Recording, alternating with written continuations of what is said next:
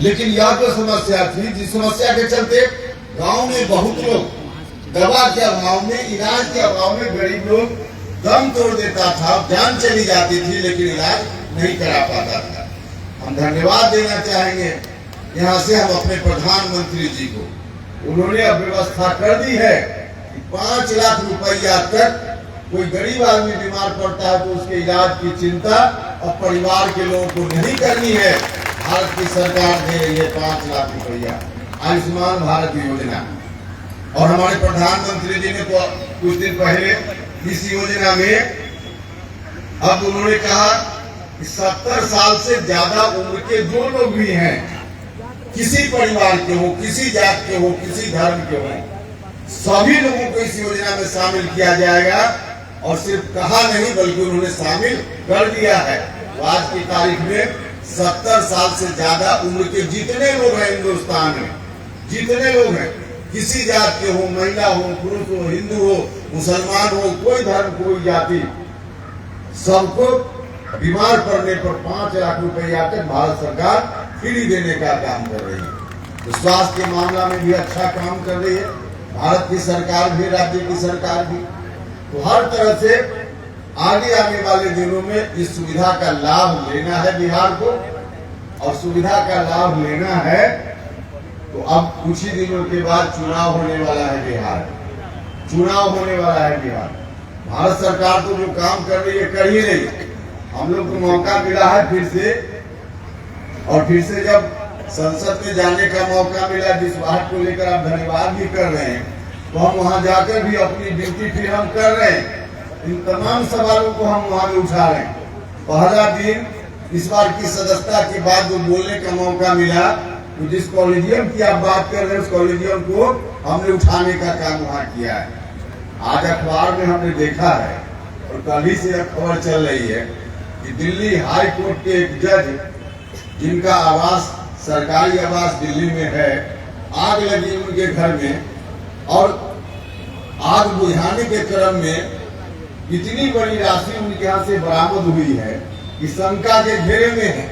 अब पता नहीं, जांच का विषय है, जांच हो रही है, जैसा कि कोर्ट ने ही कहा है।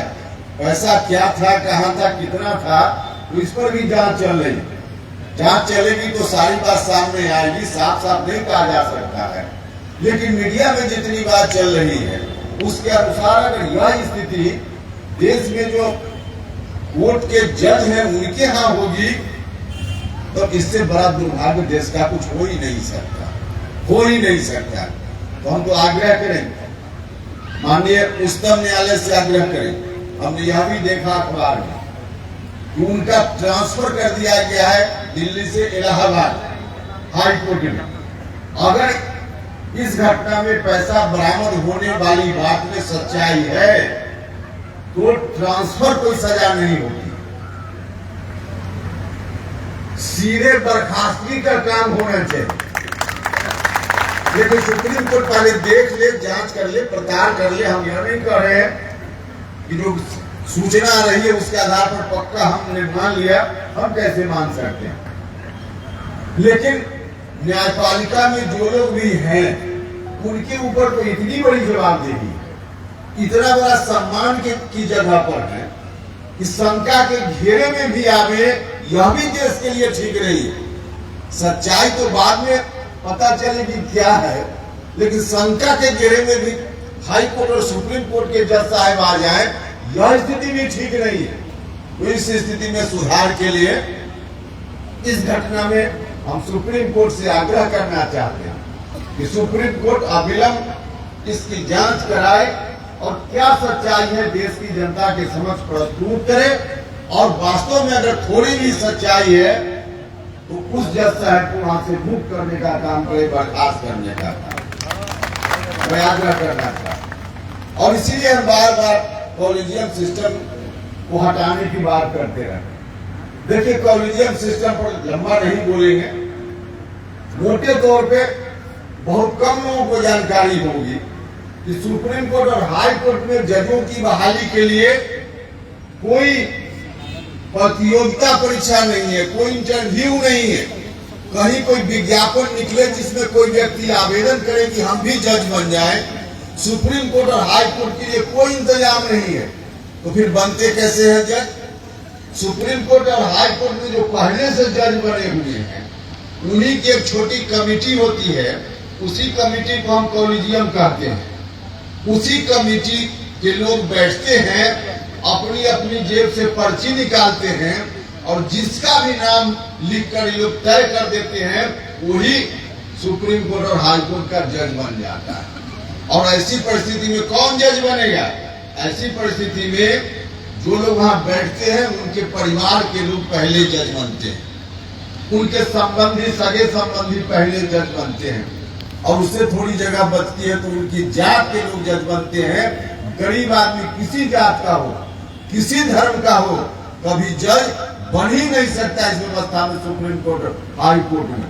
और यही कारण है कि अपवाद के रूप में कभी एकाध कोई दलित परिवार का व्यक्ति जज बन जाता है, एकाध कोई अति पिछड़ा परिवार का नहीं जज बन पाते हैं लोग। और इतना ही नहीं, कोई ब्राह्मण परिवार का भी कोई व्यक्ति हो, कोई विद्यार्थी हो, कोई भूमिहार परिवार का ऊंची जात का भी कोई विद्यार्थी हो, वह पढ़ने में चाहे जितना मेरिटोरियस हो, अगर गरीब है, अगर कोई पहुंच नहीं है, उसके परिवार का कोई व्यक्ति पहले से कोई ऊंची जगह पर नहीं है, वह भी चाहे, वह भी सुप्रीम कोर्ट और हाई कोर्ट में जज नहीं बन सकता, नहीं बन सकता।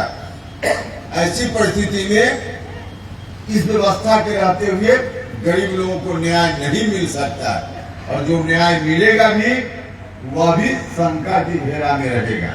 इसलिए इस व्यवस्था में बदलाव की जरूरत है, और बदलाव का सुझाव देते हुए हम पार्लियामेंट के अंदर भी बोलते हैं और लोगों के बीच भी बोलते हैं।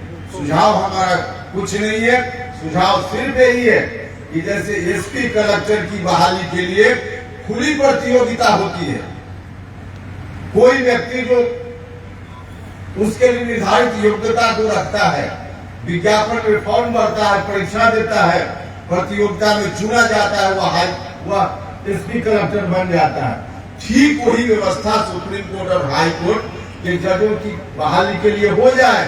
अखबार में विज्ञापन निकले, किसी घर का गरीब अमीर घर का बच्चा जो पढ़ने में तेज है, जो उस योग्यता के लायक है, वह फॉर्म भरे जिसकी इच्छा हो, और उस प्रतियोगिता परीक्षा में जो कम्पीट करे वह जज बन जाए, चाहे किसी जात का हो, किसी धर्म का हो।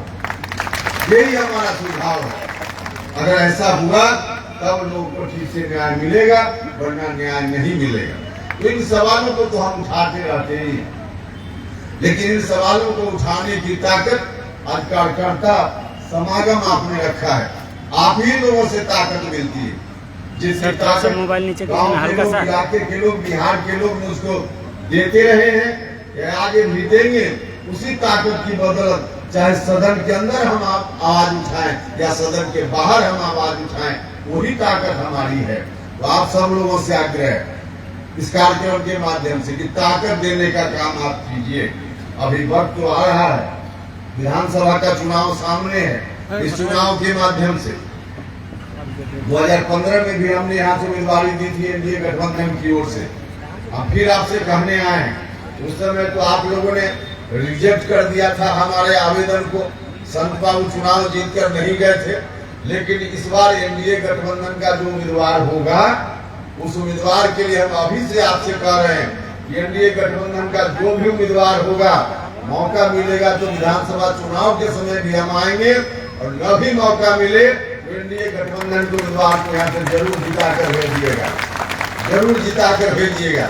इसी से ताकत मिलेगी हमको, वरना कार्यक्रम में भारी भीड़ जुट जाए, भोजन अभिनंदन सब अच्छा से अच्छा हो जाए, और समय पर आप हमारे पक्ष में, हमारे गठबंधन या हमारी पार्टी के पक्ष में मतदान नहीं कीजिए, तब हमको ताकत नहीं मिलती। ताकत मिलती है इसी से। तो विधानसभा का चुनाव आने वाला आ ही गया है लगभग। इस चुनाव में भी आप सब लोगों से यही आग्रह है कि आप सब लोग मिलकर एनडीए गठबंधन के उम्मीदवार को जिताइएगा। और बहुत जरूरी है इस बार फिर से एनडीए की सरकार बिहार में फिर से बने, इसकी नितांत आवश्यकता, बहुत आवश्यकता है। अच्छा काम भारत की सरकार भी कर रही है, अच्छा काम राज्य की सरकार भी कर रही है। तो अच्छा काम करने वाला को जिताइएगा, वो अच्छा काम होगा और उसमें कहीं कोई कठिनाई होगी तो उपेंद्र कुशवाहा भी गारंटर के रूप में आपके साथ खड़ा है और खड़ा है। अभी आपने समस्या का जिक्र किया, मांग पत्र दिया है। इस नदी, सामने वाली नदी में पानी नहीं है, कहीं से इसको रोक दिया गया है नेपाल की सीमा में उधर। तो यह इस मांग को भी हम आपको आश्वस्त करते हैं कि पूरा कराने के लिए जो कुछ भी मुझसे बन पाएगा निश्चित रूप से हम करेंगे, हर तरह से करेंगे। लेकिन करेंगे मजबूती से तभी ना जब आप मजबूती दीजिएगा। वो अच्छा काम करने वाली सरकार है बिहार में भी और देश में भी। तो एनडीए फिर से चुनाव होगा, उसमें एनडीए की सरकार फिर से आप लोग बनाइए, बहुत आवश्यक है। इसलिए आप सब लोगों से आग्रह है कि सब लोग मिलकर कीजिए। अभी रामेश्वर जी बोल रहे थे तो इन्होंने क्या मुख्यमंत्री जी से आग्रह कर दिया।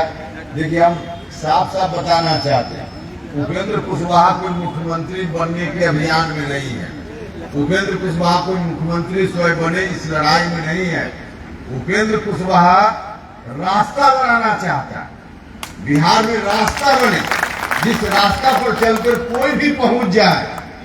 हम अकेले पहुंच जाए और रास्ता न बने तो इस तरह की बात हमको मंजूर नहीं है। हम रास्ता चाहते हैं और इसीलिए वर्षों से हम लगे हुए रास्ता बनाना है। रास्ता बना रहेगा तो कोई व्यक्ति चला जाएगा, रास्ता नहीं रहेगा तो एक व्यक्ति के जाने से कोई फर्क नहीं पड़ेगा।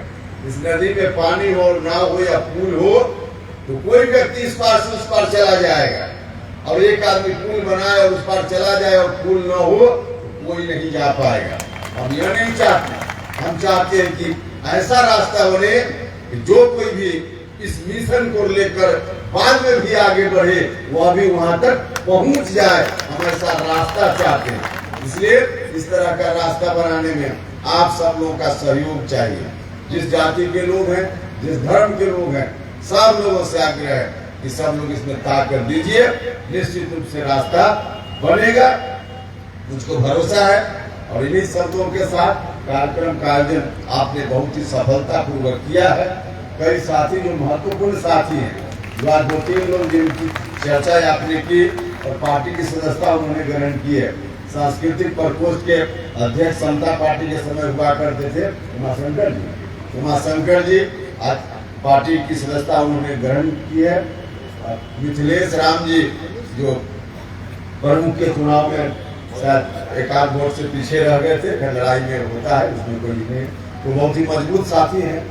तो जो लोग भी आज पार्टी की सदस्यता जिन लोगों ने ग्रहण की है, इन सभी लोगों का हम पार्टी में स्वागत करते हैं और उम्मीद करते हैं कि आप सब लोगों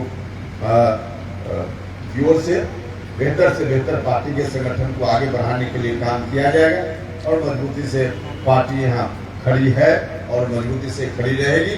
और एनडीए गठबंधन बिहार में फिलहाल नीतीश कुमार जी के नेतृत्व में अगला चुनाव हम लोग लड़ेंगे और इस चुनाव को प्रधानमंत्री जी के आशीर्वाद से जीतने का काम करेंगे। यदि आप सब लोगों का सहयोग, स्नेह, प्यार मिला तब। तो यही आग्रह है कि सब लोग मिलकर इसी तरह से कीजिए। फिर से अंत में मैं आप सभी लोगों का बहुत बहुत धन्यवाद करता हूँ। आपने अच्छा कार्यक्रम का आयोजन किया और आप सब लोग जो इस इलाके के विभिन्न हिस्सा से यहाँ हम लोगों को सुनने के लिए आए हैं, आप सभी के प्रति भी बहुत बहुत आभार, बहुत बहुत धन्यवाद।